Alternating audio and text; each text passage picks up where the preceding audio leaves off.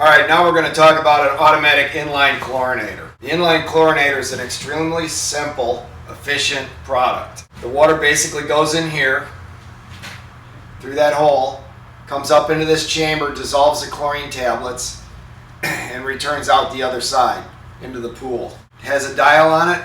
You can increase or decrease the amount of chlorine you want to put in it. When you want to add chlorine tablets, you shut the pump off. Be careful to keep your face away from this because there's going to be chlorine gas in there.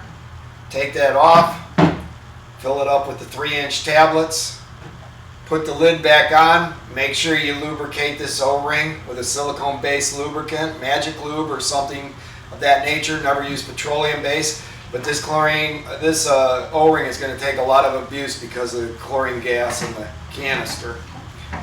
Put it back on.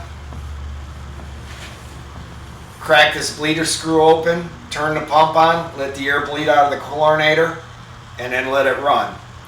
If you don't bleed the air out of the chlorinator, you're going to have half air, half water trapped into this tube, and you'll only be using half of the chlorinator. We get a few calls on people saying my chlorinator's not working. There's millions of dollars of research and development and engineering that goes into this. And sometimes service guys will say, well, your chlorinator's not working. Well, if you're going to take the word over $1 million worth of research and development and engineering over a service technician in the field, good luck to you. It's working, it just might not be working fast enough. Or you may not be bleeding the air out of it. So there's a couple things you want to check if you're not getting a chlorine reading. The first thing is check your timer on your pump.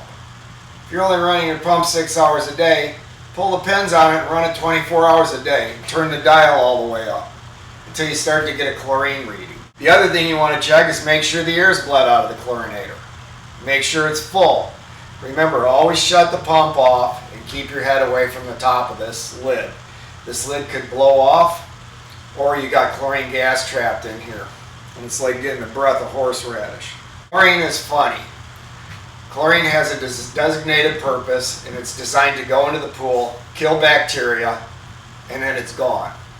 So if you have a huge amount of bacteria in your pool and you're not getting a chlorine reading, you have to reach what's called chlorine breakup. When your chlorine gets to a certain level where there's no more bacteria for it to kill, it will go from 0 to almost off the charts overnight. Because as long as chlorine's going into the pool and killing bacteria, it's doing its job. It goes in, kills the bacteria, and it's gone. It's a spent chlorine molecule. That's the purpose of shocking. Many people think when they smell chlorine, it's the chlorine in the pool. It's not. It's the spent chlorine that's in the pool. You have two types of chlorine. You have total chlorine and you have free chlorine. Free chlorine's good. Total is a combination of good chlorine and chlorine that's spent. The dead molecule that has the bacteria waste attached to it.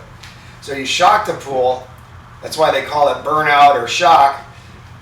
It elevates the chlorine level super high and allows that spent chlorine molecule with the bacteria waste attached to it to gas into the atmosphere. So when you shock, never cover your pool up if you have a cover. Chlorine breakout is important. It may take a couple of days of running. You don't know. It just depends on how much bacteria. But eventually that chlorine is going to break out. It's going to overcome the bacteria in the pool and it's going to start to climb.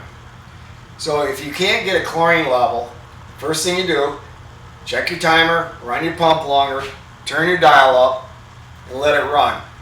Sometimes it's helpful to put a couple chlorine pucks into the skimmer, but you want to make sure if you do that, you don't let the pump shut off, because that chlorine will it'll build up into a super concentrated chlorine, and it could possibly eat your underground plumbing. So when you put chlorine pucks into the skimmer, make sure that there's always water running across it. Put a couple pucks in the skimmer, you're dragging water across those, water's going through here. Eventually you're going to reach your chlorine breakout. Also want to make sure you have chlorine stabilizer or cyanuric acid. What burns chlorine up is bacteria in the pool, bather load, direct sunlight, and heat. So if you're in the middle of the summer, you're going to need more chlorine. So throughout the year, you're going to have to increase your timer.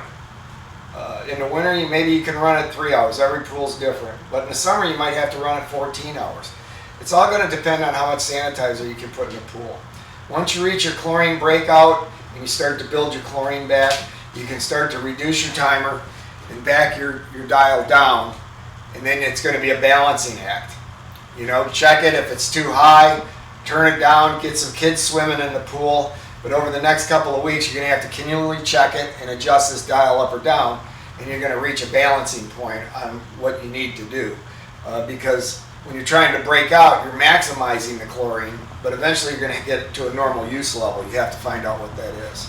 So test it. If it's too high, back it down. Remember, if you test it and it's too high, it might take 3 or 4 days for that chlorine to get spent in the pool. So you may back it down too much, and the next thing you know, you're back to not having any chlorine again. Oh, my chlorinator's not working. So you probably backed it down too low.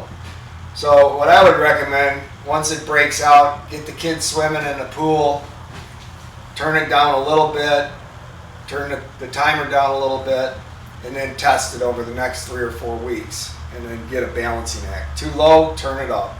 Too high, turn it down. But sometimes it may take 3 or 4 days for the actual reading in the pool to match what you've done on the chlorinator. But it is a very simple product. As long as the flow arrows in the right direction, the flow of the water is going back to the pool, coming from your pump, your filter, your heater if you have one, going through this, and then returning back to the pool. This chlorinator is working. You just have to reach what's called chlorine breakout, where the chlorine overcomes the bacteria. That's really all there is on your chlorinator. It's a simple product, and it works. It just takes a little bit of working with it to make it work.